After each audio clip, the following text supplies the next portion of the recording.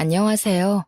저는 동시통역사로 일하면서 서울에 살고 있는 40세 여성입니다. 오늘 저는 결혼 후에 겪은 어이없는 일을 말씀드리려고 합니다. 사람이 살다 보면 생각하지 못했던 뜻밖의 상황과 마주치는 일이 흔히 있습니다. 믿었던 사람에게 뒤통수를 맞기도 하고 설마가 사람 잡는다는 말처럼 방심하고 있다가 허점을 찔려서 망하기도 하죠. 제가 그런 경우에 속합니다. 두 여자에게 연이어 뒤통수를 호되게 맞았고 그 결과 인생이 파탄나기 일보 직전까지 몰리게 되었죠. 설마 사람이 어떻게 그런 짓까지 하겠어 라고 생각하며 믿고 방심했기 때문입니다. 하지만 세상에는 우리들이 상상하는 것 이상으로 악독하고 파렴치한 인간들이 아주 많다는 사실을 제가 당한 억울하고 분한 사연을 통해 알려드리려고 합니다. 제 아버지는 외교관이셨어요. 주로 유럽에 있는 나라에서 근무를 하셨는데 2년이나 3년에 한 번씩 다른 나라로 가서 근무를 하셨습니다. 그래서 어렸을 때는 아버지와 같이 지낸 적이 없었어요. 그러다 제가 중학생이 될 무렵에 아버지는 미국의 한국 대사관에서 근무하게 되셨고 엄마와 저는 아버지가 있는 미국으로 가게 되었죠. 그때부터 아버지가 한국의 외교부로 발령이 나서 귀국할 때까지 5년간을 미국에서 살게 되었어요. 그래서 저는 중고등학교를 미국에서 다니게 되었습니다. 처음에는 미국 생활이 낯설었고 적응하기에 힘들었는데 1년 정도 지나자 영어도 어느 정도 익숙해졌고 친구들도 생겼어요. 미국의 문화에 적응을 하고 보니 아주 자유로워서 한국보다 좋았습니다. 다만 여전히 남아있는 인종차별과 밤거리를 절대 여자 혼자 다니면 안 된다는 걸 제외하면 말이에요. 중학생이 되어서 시작한 유학생활이었지만 저는 영어를 빨리 배웠습니다. 보통은 초등학교 저학년 때 유학을 와서 영어를 배운다고 하잖아요. 중학생이 되면 이미 늦어서 영어를 빨리 배우지 못한다고 하던데 저는 언어를 배우는 감각이 남달랐는지 1년 만에 영어를 스펀지처럼 빨아들여서 의사소통에 전혀 문제가 없는 수준이 되었어요. 부모님도 저의 탁월한 언어 감각을 보시고 아주 좋아하셨습니다. 소희는 다른 애들보다 영어를 빨리 배우는 것 같구나. 네 실력이면 여기서 대학을 다녀도 아무 문제 없겠어.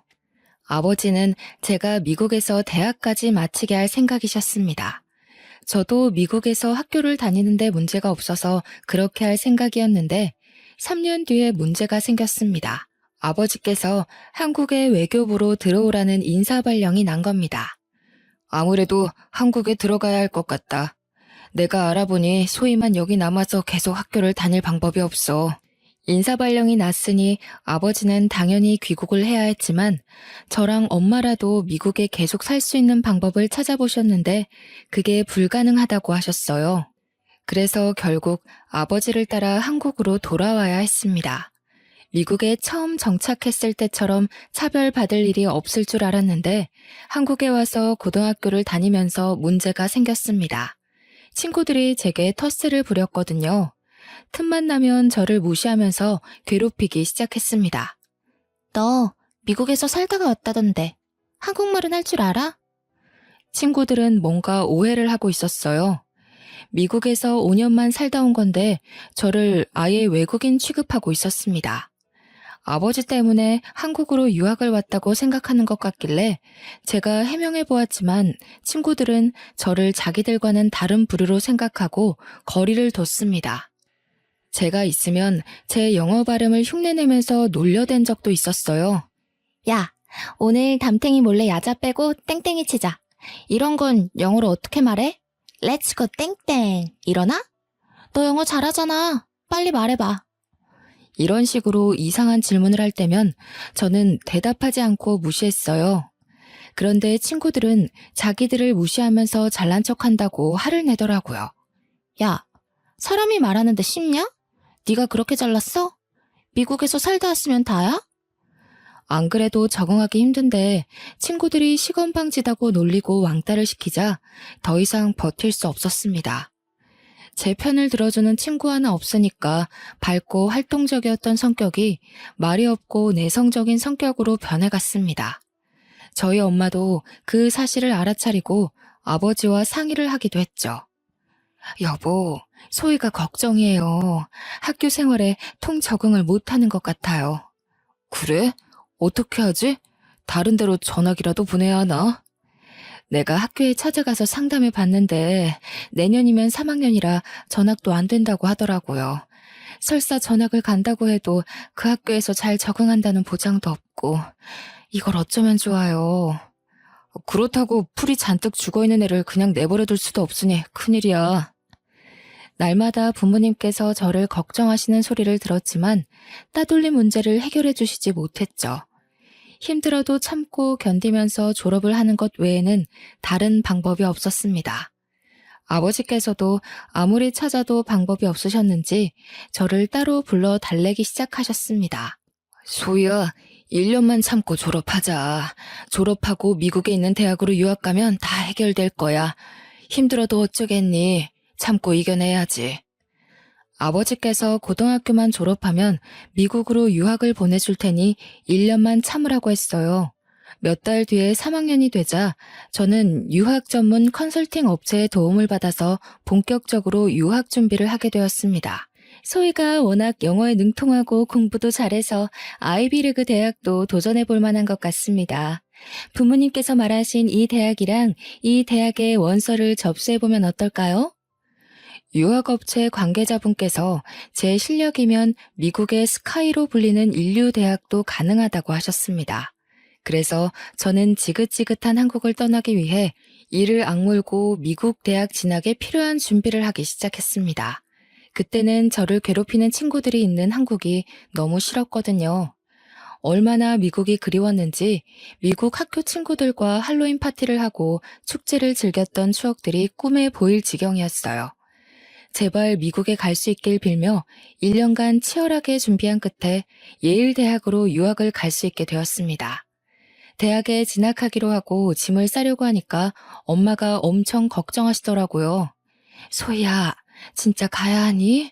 아무리 전에 살았다곤 하지만 너 혼자 잘 지낼 수 있겠어? 괜찮다니까 몇 번을 말해. 내가 미국에서 안 살아본 것도 아니고 걱정하지 마. 제가 이렇게 말해도 엄마가 끝까지 걱정이 되셨는지 출국하는 제 손을 잡으며 울기까지 하셨습니다. 그 전에는 부모님과 같이 살았기에 문제가 없었는데 이제는 저 혼자 미국에서 살아야 하니까 불안하셨나 봐요. 그래서 엄마를 꼭 안아주며 울지 말라고 다독였습니다. 엄마, 애같이 왜 울어? 나도 이제 성인이야. 딴 생각 안 하고 공부만 해서 통역사 돼서 올 테니까 기다리고 있어. 만약 한국이 싫어서 유학을 가는 것이 아니었습니다. 동시 통역사로 장래 희망을 정해놨기 때문에 저는 꼭 유학을 가야만 했죠. 유학 전문업체 담당자도 유학 신청 서류에 장래 희망을 적어주면 붙을 확률이 높아진다고 하더라고요. 왜 미국 대학에 가려고 하느냐, 유학 생활이 너의 장래 희망에 어떤 도움이 되느냐와 같은 질문에 답을 해야만 했는데 제 생각을 읽었는지 업체 관계자가 동시 통역사라는 말을 꺼냈습니다. 유학 신청서에 내가 목표로 하는 일이 따로 있다고 적어야 돼. 예를 들자면 동시 통역사 같은 직업들을 적어주면 좋을 거야. 그 말을 듣고 저는 동시 통역사가 되기를 원한다고 적었어요. 그렇게 대학 생활을 하면서 통역사가 되기 위한 공부를 했고 국제적으로 인정받을 수 있는 자격증도 얻었습니다. 정신없이 4년을 보내고 통역사 자격을 얻고 나니 갑자기 외롭다는 생각이 들었어요. 유학 초창기만 해도 미국이 마냥 좋았는데 막상 4년이 지나고 보니 이젠 고국인 한국이 너무 그리워지더라고요. 그래서 저는 동시 통역사를 필요로 하는 미국 회사로 취업하거나 시민권을 얻어서 눌러앉을 수 있었지만 한국행을 선택했습니다. 갑자기 한국으로 간다니까 친구들도 절 붙잡는데 당연히 아버지께서도 절 말렸죠. 제가 오랜 고민 끝에 한국행을 통보하니까 아버지께서 한숨을 쉬며 말씀하셨습니다. 너도 이제 성인이니 여러 가지 고려해서 결정한 거겠지만 기왕 나간 김에 미국 시민권을 따는 게 어떠겠니? 다시 한번 생각해봐라. 나중에 후회할 거다. 아버지, 전 얼른 한국 가고 싶어요. 이제 혼자서 사는 거 지긋지긋해졌단 말이에요. 그리고 저도 무턱대고 한국 가겠다는 거 아니에요. 스카웃 받은 곳이 있어서 그곳으로 갈 거예요. 아버지가 가길 원했던 미국 대기업은 아니었지만 한국에서 이름만 대면 누구나 알 법한 땡땡그룹과 동시 통역사 계약을 하게 되었거든요. 몇 분 동안 전화 실랑이를 펼친 끝에 결국 아버지께서 두 손 두 발을 드셨습니다. 땡땡그룹에서 3년 동안 일을 하고 있었을 때였을까요? 제가 30을 바라볼 때쯤 남편을 만나게 되었어요. 영국에서 열린 무역 박람회장에서 마케팅 팀장이었던 남편을 처음 만나게 되었습니다. 정말 잘생기고 키도 훤칠한 게 여자들한테 인기가 많을 것 같더라고요. 보는 순간 호감이 들어서 남편과 눈이 마주치자마자 웃으며 인사했습니다. 남편도 저를 보고 환하게 미소 지으며 예의 바르게 인사해 주었죠. 안녕하세요. 정철민이라고 합니다. 잘 부탁드려요. 네, 반가워요. 제가 들으니까 미국에 있는 대학을 나오셨다고 하던데 맞나요? 네, 몇 년 동안 미국 물 좀 먹었습니다. 혹시 어느 대학 나오셨나요? 예일대학에서 경영학 공부를 했어요. 어머, 저도 그 대학 나왔어요. 정말요? 여기서 유학 동창을 만나다니 더 반갑네요. 전공이 달라서 몰랐는데 남편과 제가 동창이었더라고요. 그걸 계기로 저희는 빠르게 가까워졌습니다. 틈나는 대로 사적인 대화도 많이 나누고 전화나 문자도 자주 나누었죠. 박람회가 끝날 무렵 남편이 제게 먼저 대쉬를 하기도 하였습니다. 소희 씨, 이번 회의 때 동시통역을 아주 잘해주셔서 감사합니다. 제가 밥 한 끼 사드리고 싶은데 한국에 돌아가서도 연락드려도 될까요? 네, 물론이죠. 언제든지 연락 주세요. 남편과 대화가 너무 잘 통해서 남편에게 연락이 안 와도 제가 해볼 생각이었습니다. 하지만 한국으로 귀국한 뒤에 여러 국제 행사를 따라다니느라 남편에게 연락해볼 시간이 없었죠. 그런데 어느 날 남편에게서 문자가 한 통 왔습니다. 저녁을 먹자는 제안을 하길래 반가운 마음에 얼른 약속을 잡았는데요. 제가 잠깐 시간을 내서 밥만 먹고 헤어졌는데 며칠 뒤에 바로 연락이 왔습니다. 소희 씨, 요즘도 바쁘시나요? 요즘 이상하게 소희 씨 생각이 나네요. 밥은 잘 챙겨 먹고 다니시는 거 맞나요? 저도 남편에게 호감이 있었지만 남편이 저에게 더 호감이 있는 눈치였습니다. 그때부터 거의 매일 제게 문자와 톡을 보내길래 저도 마음이 더 깊어지기 시작했죠. 남편이 틈만 나면 어떻게 지내는지 뭐 하는지 묻다가도 보고 싶다고 하면서 저에 대한 속마음을 솔직하게 드러냈습니다. 해외 유학파 출신의 외모도 괜찮고 잘 나가는 대기업 팀장이 이렇게 적극적으로 나오는데 어느 누가 안 넘어갈까요? 하지만 제가 너무 바빠서 관계가 빠르게 진행되지 않았습니다. 몇 달이 지나고 나서야 남편이 정식으로 사귀자는 말을 꺼내더라고요. 이제 소희 씨도 제 마음 알 거라고 생각해요. 우리 진지하게 교제하면서 결혼까지 생각해봐야 하지 않을까요? 남편도 그렇고 저도 적은 나이가 아니라서 남편과 결혼을 전제로 만나보고 싶었습니다. 하지만 저희 둘 다 국제적인 업무를 맡고 있어서 한국에 있는 시간보다는 외국에 나가 있을 때가 더 많았죠. 1년간 연애를 하면서 같이 보낸 시간은 얼마 되지 않아서 결혼 이야기가 나오는데 많은 시간이 흘렀습니다. 그러다 그가 국내 업무를 맡게 되었을 때 제게 프로포즈를 했습니다.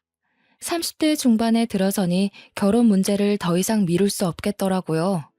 남편과 몇 개월 만난 것도 아니고 3년 정도 교제했으니 결혼할 때가 왔다고 생각했습니다. 그래서 결혼을 허락받으려고 시댁에 찾아갔죠. 시어머니께서는 저를 보자마자 매우 마음에 들어 하셨어요. 우리 며느리가 동시통역사라고 했니? 동시통역사 며느리면 우리 아들한테 아주 딱이지. 그래, 결혼식은 언제 올릴 거니? 시어머니께서 저를 좋아하신 만큼 저도 시어머니의 말투와 성격이 마음에 들었습니다.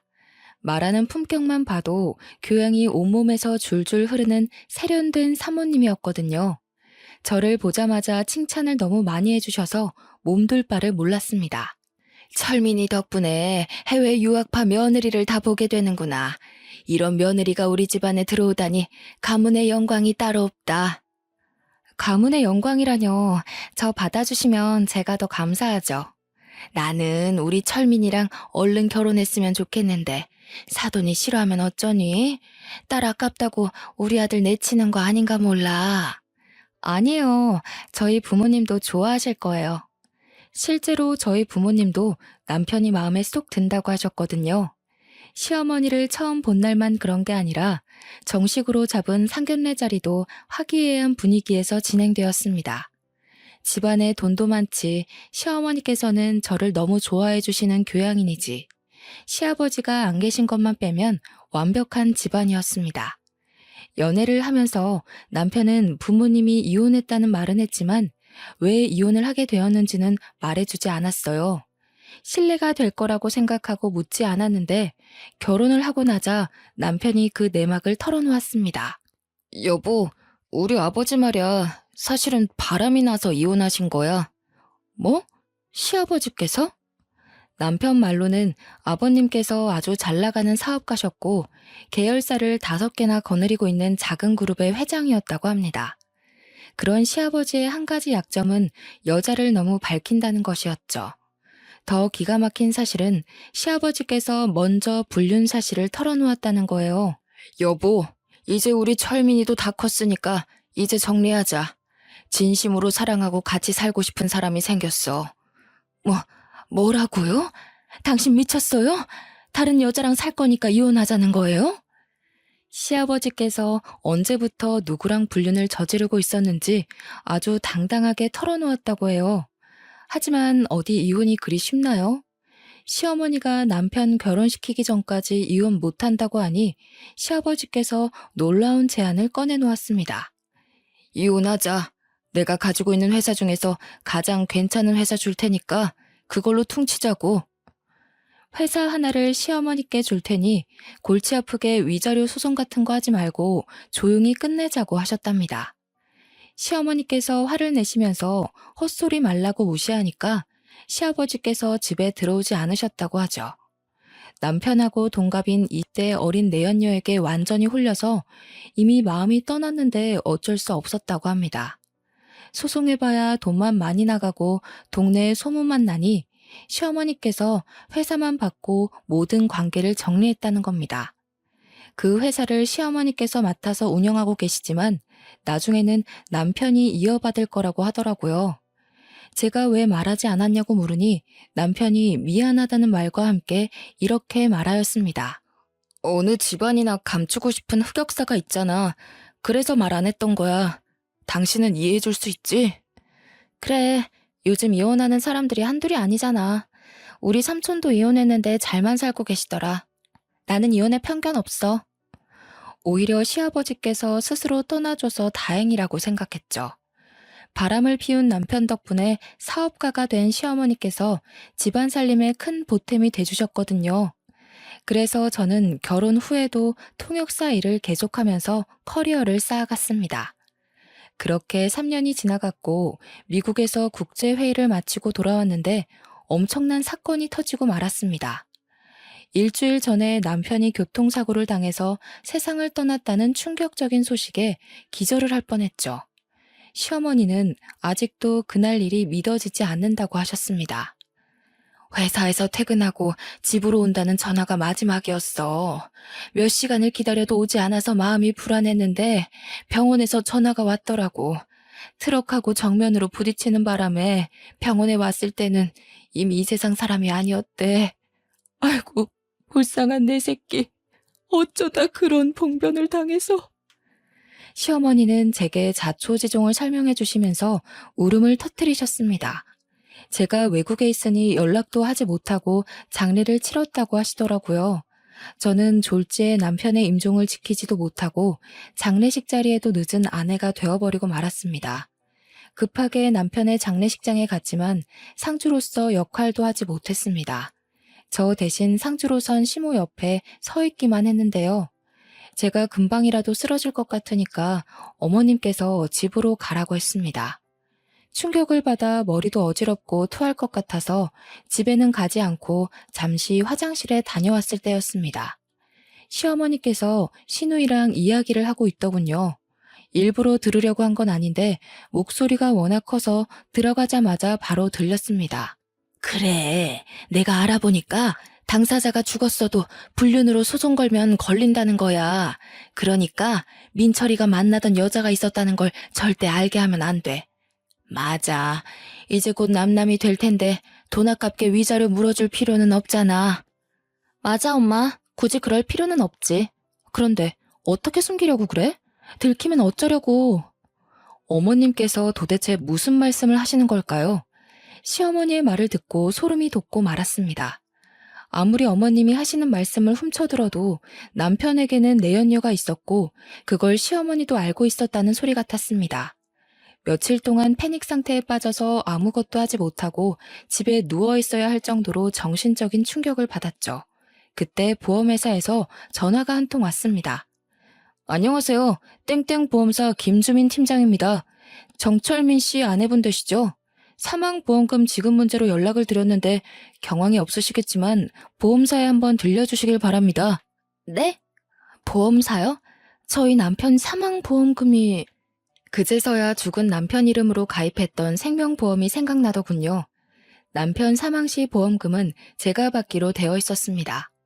지금 남편분 사망사고에 대한 경찰 조사는 끝났지만 저희 쪽 조사는 아직 진행 중입니다. 거기에 관련된 보고를 드리려고 하는데요. 언제쯤 뵐 수 있을까요? 보험회사로 가보니 사고조사 담당자가 사망사고의 경우에는 경찰 조사와는 별도로 보험회사에서 다시 조사를 한다고 하더라고요. 보험금을 노린 자살이나 타살 사례가 워낙 많아서 면밀하게 들여본다고 하셨습니다. 그래서 얼마나 걸릴까요? 보험금 지급이 걸린 문제여서 경찰보다 더 철저하게 조사합니다. 그래서 조금 더 기다리셔야 합니다. 한 달은 걸릴 것 같은데 우선 사고 당시에 같이 계셨던 여성분도 저희가 불러서 증언을 들어야 하고. 네? 같이 있었던 여성이라고요? 네, 경찰 조사에는 동승한 여성이 있었다고 적혀 있었습니다. 그게 누구죠? 그건 저희가 말씀드릴 수 없습니다. 경찰 쪽에 문의드려도 저희처럼 안 된다고 하실 거예요. 대신 담당자분께서 사고에 대한 대략적인 설명은 해주셨습니다. 자세히 들어보니 시어머니께서 하신 말과 전혀 달랐습니다. 남편이 퇴근하고 혼자 집으로 가다가 사고가 났다고 했는데 사실 양평에서 사고를 당했다고 하더라고요. 저희 집과는 정반대에 있는 곳이었습니다. 그래서 저는 바로 경찰서를 찾아가서 남편의 사고를 조사했던 경찰관을 만났습니다. 경찰관 분께서 제 신분을 확인하고 서류에 사인을 하라고 한 다음에 남편이 어떻게 사고를 당해서 죽게 되었는지 자세하게 말해주셨죠. 경찰에서는 이미 종결된 사건이니까 전부 말씀드릴게요. 먼저 동승했던 여성분이 있었던 건 사실입니다. 사고가 난 다음에 신고도 그 여성분이 했으니까요. 여기 그 여성분이 증언한 내용입니다. 내연녀의 말에 따르면 그날 남편과 같이 양평으로 드라이브를 갔다고 합니다. 같이 저녁을 먹을 동안 내연녀는 맥주를 좀 마셨고 남편은 술을 먹지 않았다고 해요. 식당을 나와서 바람을 쐬려고 드라이브를 하는데 내연녀는 맥주를 마셔서 화장실이 급해졌다고 하죠. 그래서 국도변 갓길에 차를 잠깐 세워놓고 내연녀는 풀숲으로 들어가서 볼일을 봤다고 하는데요. 급한 용무를 마치고 숲에서 나오는데 갑자기 대형 트럭 한 대가 남편이 타고 있던 차를 뒤에서 들이박았다고 합니다. 졸음 운전을 하던 트럭 기사가 갓길에 서 있던 남편의 차를 그대로 박아버렸다는 거죠. 그 사고로 남편이 타고 있던 자동차가 트럭 밑에 깔려버렸고 남편은 현장에서 바로 사망했다고 들었는데요. 당연히 저는 사건의 진실을 듣자마자 내연녀가 누구인지 물었습니다. 죄송하지만 그 여성분의 신원에 대해서는 저희도 알려드릴 수가 없습니다. 제가 알려달라고 매달렸지만 끝까지 알려주지 않더군요. 경찰서를 나오는 제 머릿속은 혼란스러워졌어요. 남편이 외도를 하고 있을 거라고 상상조차 안 해봐서 충격은 더 심했습니다. 죽은 남편을 상대로 불륜 소송을 해야 하나 싶었지만 당사자는 이미 죽고 없어졌는데 그렇게까지 해야 하나 싶었습니다. 하지만 남편의 불륜을 알고 있었으면서 돈을 아끼려고 거짓말을 한 시어머니가 괘씸하다는 생각이 들었어요. 그래서 변호사를 만나 어떻게 해야 하는지 상의하고 있는데 갑자기 모르는 여자에게 전화가 왔습니다. 여보세요? 최소희 씨 본인 맞으시나요? 네, 그런데요. 누구시죠? 저는 소희 씨 남편이랑 내연 관계 가졌던 여자예요. 네? 뭐라고요? 내연녀에 대해 어떻게든 알아내려고 변호사를 찾아간 건데 내연녀가 제 발로 찾아온 겁니다. 카페에서 만나서 이야기하자고 하길래 떨리는 심정으로 내연녀가 문자로 보내준 주소로 찾아갔죠. 내연녀를 실제로 보니 남편이 한눈에 반해서 넘어갈 만해 보였습니다. 얼굴도 몸매도 저보다 더 나아 보였거든요. 하지만 성격은 어찌나 고약한지 절 보자마자 재수없는 소리를 해댔습니다. 멀뚱히 서서 뭐 하세요? 시간 없으니까 얼른 앉으세요. 우리가 아주 불편한 관계라는 거 알아요. 하지만 그 사람은 이미 이 세상을 떠나고 없는데 우리끼리 싸워봤자 무슨 소용이 있겠어요? 내연녀는 뻔뻔하게 나오니까 코웃음이 절로 나오더군요. 제가 어이없는 표정으로 콧방귀를 뀌고 있는데도 내연녀가 꿋꿋하게 제게 제안을 했습니다. 소희 씨 시어머니도 저에 대해 알고 있어요. 그걸 증명하면 죽은 남편이 아니라 시어머니를 상대로 위자료 청구를 할 수 있다고요. 그래서요? 지금 위자료 청구해서 반반씩 나누기라도 하자는 거예요? 잘 아시네요. 제가 도와드릴 테니까 위자료 5대5로 나눠요. 그쪽도 억울해서 이대로 넘어가기 싫잖아요? 뭐가 그렇게 당당해요? 시어머니 골탕 먹일 증거라도 가지고 있어요? 제가 이렇게 물으니까 내연녀가 녹음 파일을 몇 개 들려주었어요. 내연녀가 시어머니와 나눈 대화를 몰래 녹음했더라고요. 녹음본은 당연히 내연녀와 남편이 저 몰래 만나고 있는 걸 잘 숨기고 있으라는 내용이었죠. 소희 씨가 해외 출장 가면 저희 둘이 같이 살았어요. 아파트 근처에 있는 CCTV도 증거로 내세요. 저희가 들어간 시간대에 시어머니도 자주 집에 들린다는 거 증명할 수 있을 거예요. 내연녀 말로는 시어머니께서 저보다는 자기를 며느리로 앉히고 싶다는 말을 자주 했다고 하더라고요. 저는 그 말을 믿지 않았지만 내연녀는 시어머니가 제 뒷담을 한 것까지 녹음해놓고 있었습니다. 최소히 그 애는 툭하면 비행기 타고 날라버리니? 마누라가 옆에 있어야 마누라지. 1년의 절반은 외국에 나가 있는 년이 무슨 마누라야? 혜정이 네가 우리 철민이 잘 챙겨주거라. 내가 기회 와서 확 이혼시켜버릴 테니까. 녹음 파일을 듣고 있던 저는 겉과 속이 다른 시어머니의 모습에 분노가 치밀어 올라서 견딜 수가 없었습니다. 제 앞에서는 간이고 쓸개고 다 내줄 것처럼 굴더니 남편 내연녀 앞에서는 제 욕을 대놓고 했더라고요. 어때요? 이제 제 말 믿겨지시죠?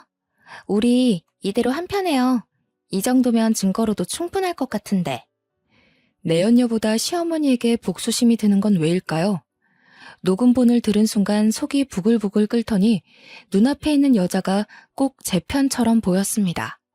내연녀의 말이 사실이라면 시어머니를 상대로 위자료 청구 소송을 해도 승산이 있을 것 같았죠. 그래서 원하는 게 뭐예요?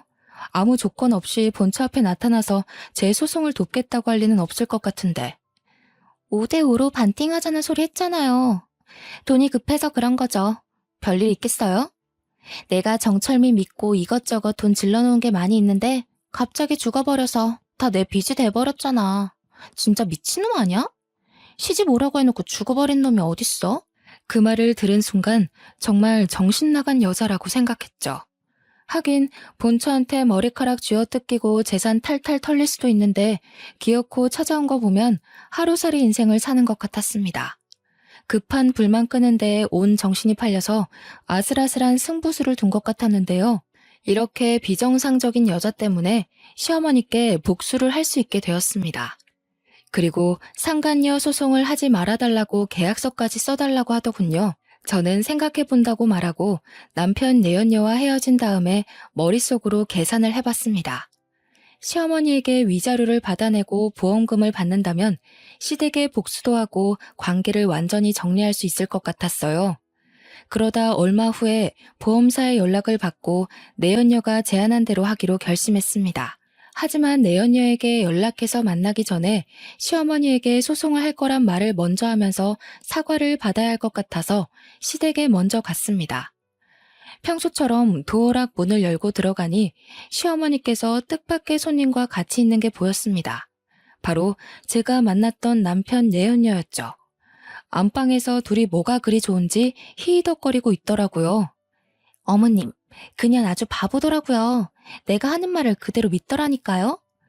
그년이 영어만 잘하지 다른 건 아무것도 몰라. 아들이 바람을 피우다가 죽었는데 엄마한테 위자료 달라고 하는 법이 세상에 어디 있겠니? 저는 그년이 당장 상간녀 소송한다고 난리를 칠까봐 얼마나 조마조마했는지 몰라요. 얼른 계약서 받아내야 할 텐데 걱정이야. 곧 받아낼 수 있을 거다. 내가 말했잖아. 세상 물정이라고는 모르는 등신이라고. 어떠냐? 내가 시키는 대로 하길 잘했지? 네. 어머님은 정말 머리가 잘 돌아가세요. 이제 계약서만 받아내고 보험금만 빼내면 끝이니까 서두르자고요. 담당 설계사가 이제 조사 끝났다고 연락 왔어요. 그냥 민증만 가지고 가면 돼요. 둘의 말을 들은 저는 어이가 없고 기가 막혀서 맥이 탁 풀리고 말았습니다. 다리에 힘이 빠져서 주저앉을 것만 같았는데 겨우 정신을 차리고 내연녀와 시어머니가 대화하고 있는 목소리를 녹음해놨습니다. 그리고 급히 시댁을 빠져나왔는데요. 내연녀와 시어머니가 한패였다니. 제가 남편 사망 사건의 경위를 캐고 다니는 걸 안 시어머니가 내연녀를 시켜서 계약서에 사인을 받아놓으려고 했던 겁니다. 그리고 제가 내연녀를 발견해 상간녀 소송을 걸더라도 이기려고 했던 거죠. 변호사를 찾아가서 들어보니 짐작했던 대로 남편이 사망했기 때문에 시어머니에게 위자료 청구 소송으로 민사상의 책임을 묻는 건 불가능하다고 하더라고요. 다만 당사자가 사망했어도 상간녀를 상대로 소송은 얼마든지 가능하다고 했습니다. 이걸 알고 있던 그 인간들은 저한테 계약서를 받아내서 상간녀 소송을 막으려고 했던 거죠. 며칠 후에 내연녀에게 연락해서 생각을 정리했다고 만나자고 했습니다. 내연녀와 저는 처음 만났던 카페에서 다시 얼굴을 마주하게 됐죠. 저는 내연녀를 보자마자 상간녀 소송장을 꺼내서 그년 얼굴에 던져버렸습니다. 이게 뭔지 알아? 상간녀 소송장이다. 내가 미쳤다고 다른 사람도 아니고 내연녀 말을 믿어주겠니? 상간녀 소송이 시작이니까 정신 똑바로 차리고 있어. 네가 가지고 있는 재산 탈탈 털어줄 테니까. 뭐? 지금 무슨 소리 하는 거야? 상간녀 소송이라니? 내가 네 시모랑 하는 말 다 들었어. 이제 그 할머니 내 시어머니 아니야. 네가 가져. 내가 너랑 네 시모 빈털터리 만들어줄 테니까 기다리고 있으라고. 네가 진짜 정신이 나갔구나. 무슨 증거로 상간녀 소송을 걸었는데? 내가 준 녹음본? 그거 하나만으로 소송 성공할 것 같아? 그래, 멍청한 거사. 내가 친히 네 시어머니랑 작당한 것도 녹음해놨으니까 각오하고 있으라고. 내연녀가 저를 향해 쌍욕을 내뱉길래 내연녀가 상황 파악을 할 수 있도록 찬물을 얼굴에 부어주었습니다. 그리고 집에 와서 서랍장을 뒤져보니 제 주민등록증이 없어져 있더라고요. 시어머니가 가지고 간 게 분명했습니다. 그 길로 바로 경찰서로 가서 시어머니와 내연녀의 대화를 녹음한 파일을 제출하고 둘을 문서 위조와 사기 혐의로 고발했습니다. 시어머니는 남편의 사망보험금을 가로채려고 보험 설계사와 짜고 서류를 위조하고 제 신분증을 훔쳐서 내연녀가 제 행세를 하도록 만들었더라고요. 위조죄로 깜빵에 보내겠다고 하니 시어머니가 제 집까지 찾아왔습니다. 억울하다며 펄쩍 뛰길래 경찰을 부른다고 했죠. 그랬더니 이번엔 내연녀 탓을 하며 제게 매달리더군요. 나는 널 속이려고 한 게 아니다. 철민이랑 바람핀 년이 나한테 협박해서 그랬어. 나는 시키는 대로 했을 뿐이야. 나는 아무 잘못도 없으니까 한 번만 봐주라, 응? 봐주긴 뭘 봐줘야 하죠? 내연녀보다 더 나쁜 게 어머님이에요. 어머님 양심이 있으면 제대로 죗값 받으면서 제 인생에서 나타나지 말아주세요. 소희야, 왜 그러니? 왜 내 말을 안 믿어줘? 나보다 내연녀 말을 믿는 게 이상한 거야. 그래, 그 녹음본도 내연녀가 위조한 거다. 그러니까 나 좀 살려줘. 위조한 거라고요? 말도 안 되는 소리 하지 마세요. 제가 어머님 말을 믿을 것 같아요. 경찰 불렀으니까 나중에 법정에서 보게요. 안 돼. 진짜로 경찰을 불렀다고? 이 우라질 같은 거사. 감히 날 신고해? 내가 밥 해주고 집 지어준 건 생각도 안 하니? 부모같이 대해줬건만 근본도 없는 년이. 결국 제가 부른 경찰이 와서 시어머니를 끌고 가는데도 끝까지 자기는 아무 잘못 없다고 욕설을 내뱉더라고요. 그렇지만 경찰이 조사 과정에서 확보한 증거를 들이대자 그제서야 잘못했다고 울고불고 난리를 치면서 제게 보험금을 돌려줄 테니 용서해달라고 빌었습니다. 하지만 이건 돈이 문제가 아니라 인간이 가져야 할 양심과 법적인 문제였어요. 아무리 돈에 눈이 멀어도 미망인이 된 며느리를 속이고 내연녀와 편을 먹다녀. 시어머니가 더 이상 사람으로 보이지 않았고 도저히 용서할 수 없었습니다. 내연녀는 물론 시어머니에게 위자료 소송을 걸었는데요. 내연녀와 시어머니는 제게 거액의 위자료를 물어줘야 했습니다. 그리고 민사상의 책임을 졌으니 이젠 법이 정한 형사상의 책임을 질 차례였어요. 시어머니와 내연녀는 구속되어서 법의 심판을 받게 되었습니다. 자기 꾀에 자기가 빠진다는 말처럼 자신의 잘못을 피하려고 무리를 해서 머리를 굴리다 보면 자승자박의 꼴이 되기 마련입니다. 잘못된 행동을 하지 않는 게 가장 좋겠지만 잘못을 저질렀다면 잔머리를 굴리면서 피하려고 하지 말고 솔직하게 잘못을 인정하고 그에 합당한 대가를 치러야 한다고 생각해요. 그렇지 않으면 더 큰 화가 반드시 돌아온다는 걸 기억하시길 바랍니다. 저는 깜빵에서 썩어가고 있는 시어머니와 내연녀를 보며 오늘도 정의롭게 살아가야 한다고 느끼고 있습니다.